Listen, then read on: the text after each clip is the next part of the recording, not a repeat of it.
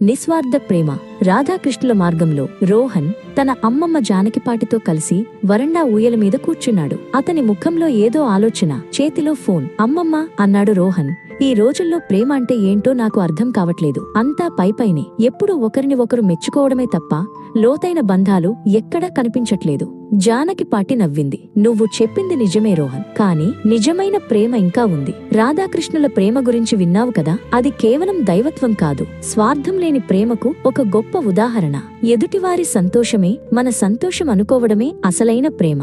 మా అమ్మమ్మ కాలంలో మాయా, అర్జున్ అనే ఒక జంట ఉండేది. మాయకు ఒక పెద్ద పరీక్ష ఉండేది. అర్జున్ తన హాబీలను పక్కన పెట్టి ఇంట్లో పనులన్నీ తనే చూసుకునేవాడు. మాయకు టీ, స్నాక్స్ కూడా తెచ్చిచ్చేవాడు. ఆమె ప్రశాంతంగా చదువుకోవాలని మాత్రమే అతని కోరిక. ఎలాంటి ప్రశంసలు ఆశించలేదు. అలా స్వార్థం లేకుండా ఇవ్వడం ఒకరికే కష్టం కాదా అమ్మమ్మ అని అడిగాడు రోహన్. కాదు రోహన్, అంది జానకిపాటి. నిజమైన నిస్వార్థం తిరిగి ప్రేమను ఆహ్వానిస్తుంది. మాయ పరీక్ష తరువాత అర్జున్ కోసం అతనికి ఇష్టమైన ట్రెక్కింగ్ ప్రదేశానికి ఒక వారాంతపు ట్రిప్ ప్లాన్ చేసింది. అది ప్రేమను తిరిగి ఇవ్వడం.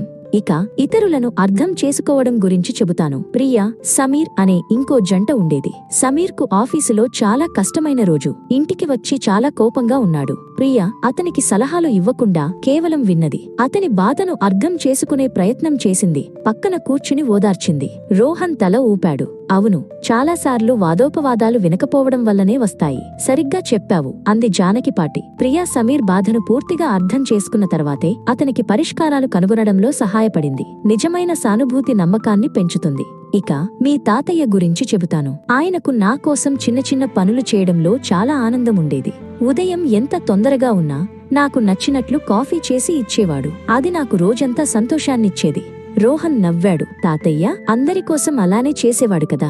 అవును, అంది జానకిపాటి. ప్రేమతో చేసే ఈ చిన్న చిన్న పనులే బంధాన్ని బలపరుస్తాయి. నిరంతరం మెప్పు కోరుకోవడం లేదా లెక్కలు వేసుకోవడం వల్ల బంధాలు బలహీనపడతాయి. ఈ సూత్రాలు నిస్వార్థం, సానుభూతి, సంతోషంతో సేవ చేయడం కేవలం పాత ఆదర్శాలు కావు రోహన్. అవి లోతైన, బలమైన, నిజంగా సంతృప్తినిచ్చే సంబంధాలను నిర్మించడానికి ఆచరణాత్మక మార్గాలు. రాధాకృష్ణుల శాశ్వత ప్రేమను ఇవి ప్రతిబింబిస్తాయి.